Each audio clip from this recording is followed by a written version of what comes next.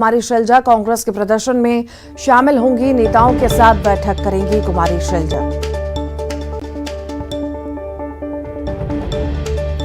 आज रायपुर आएंगे कुमारी शैलजा, ये बड़ी खबर इस वक्त आपको बता रहे हैं। कांग्रेस के प्रदर्शन में शामिल होंगी, नेताओं के साथ बैठक करेंगी।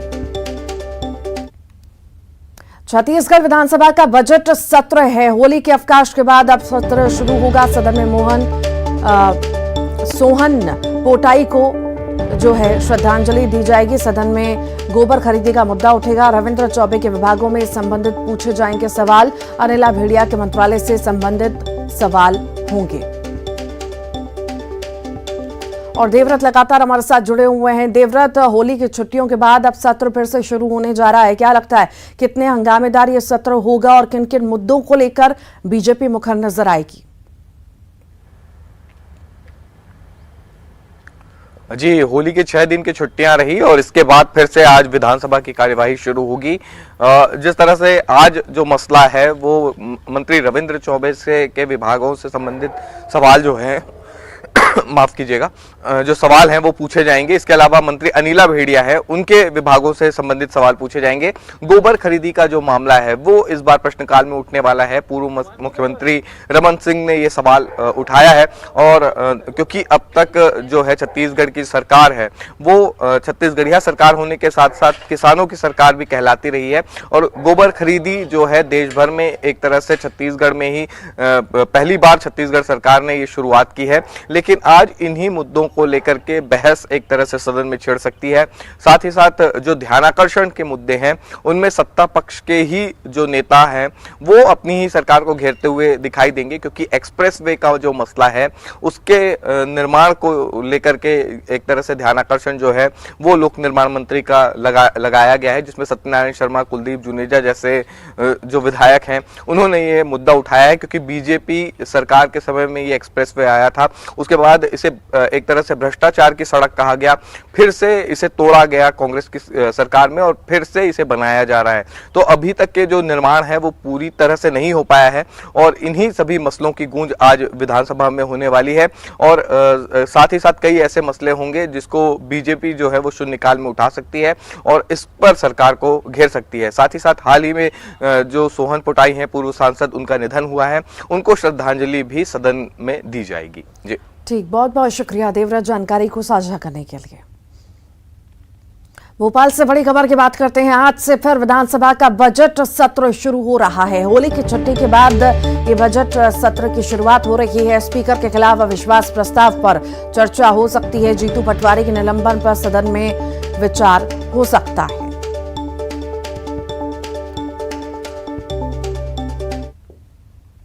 रायपुर से बड़ी खबर है। कल विधानसभा का घेराव करेंगे अनियमित कर्मचारी। बूढ़ा तालाब धरना स्थल पर एकत्रित होंगे अनियमित कर्मचारी। बूढ़ा तालाब से विधानसभा घेराव के लिए निकलेंगे कर्मचारी। छत्तीसगढ़ संयुक्त अनियमित कर्मचारी महासंघ ये घेराव करने जा रहा है।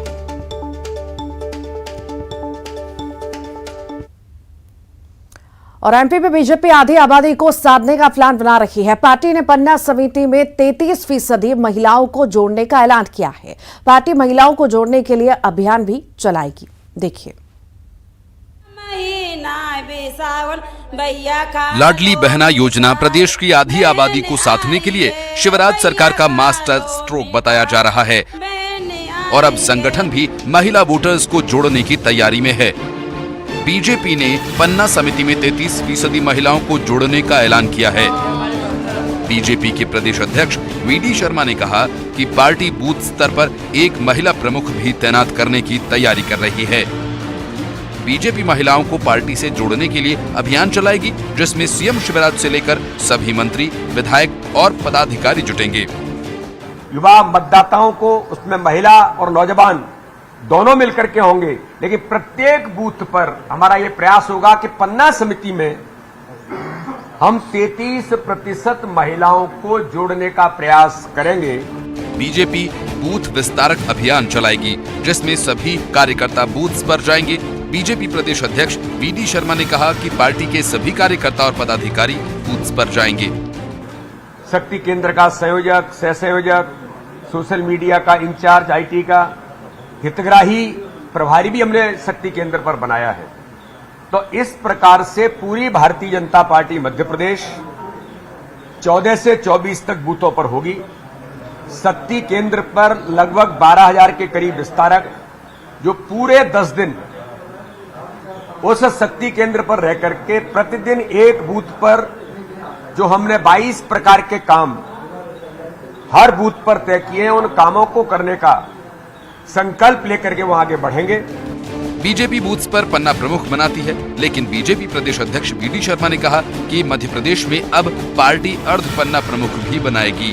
पार्टी 30 वोटर्स पर एक कार्यकर्ता नियुक्त करेगी कि प्रत्येक पन्ना प्रमुख पन्ना समिति का निर्माण भी इस दिशा में करेगा।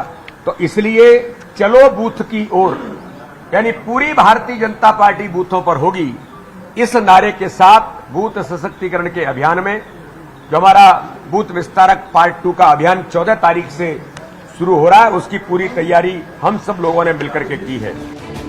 प्रदेश में विधानसभा चुनाव से पहले बीजेपी बूथ को सशक्त कर रही है।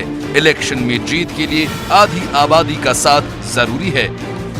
पार्टी की नजर महिला वोटर्स पर भी है, जिसके लिए पार्टी ने संगठन से महिलाओं को जोड़ने का अभियान चलाने की तैयारी कर ली है। अनुराग श्रीवास्तव, न्यूज़ 18 भोपाल।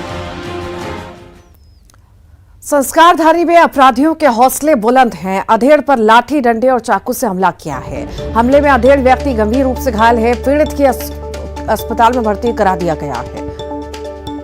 व्यक्ति पर लाठी डंडे और चाकू से हमला किया गया है। हमले में गंभीर रूप से घायल बताया जा रहा है बुजुर्ग। ये तस्वीरें आप देख रहे हैं, जबलपुर की ये तस्वीरें हैं जहां पर अपराधियों के हौसले बुलंद हो चुके हैं। व्यक्ति पर लाठी डंडे से हमला किया गया है। फिलहाल अस्पताल में भर्ती करा दिया गया है।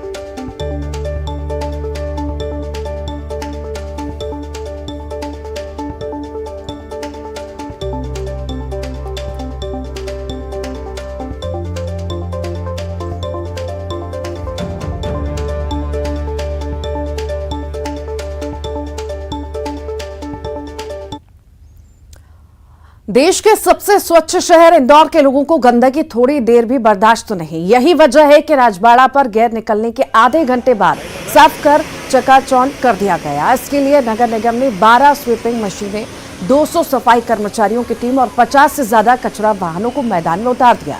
सड़कों की धुलाई के लिए करीब 50 पानी के टैंकर भी लगाए गए। सड़कों को नगर निगम के टैंकरों से धोकर झाड़ू लगाई गई, जिससे सड़कें पहले जैसी चकाचक हो गई। राजबाड़ा पर चलाए गए सफाई अभियान का जायजा लिया हमारे इंदौरी संवाददाता ने। देश के सबसे स्वच्छ शहर के लोग अपने शहर को थोड़ी देर भी गंदा नहीं रहने देना चाहते। वही वजह है कि आज रंग पंचमी पर गैर के बाद राजबाड़ा पर जैसे ही गंदगी हुई वैसे ही सफाई का अभियान शुरू हो गया है। अभी अभी यहाँ पर गैर का आयोजन है वो समाप्त हुआ है और देखिए आप सफाई कर्मी पूरे राजबाड़ा को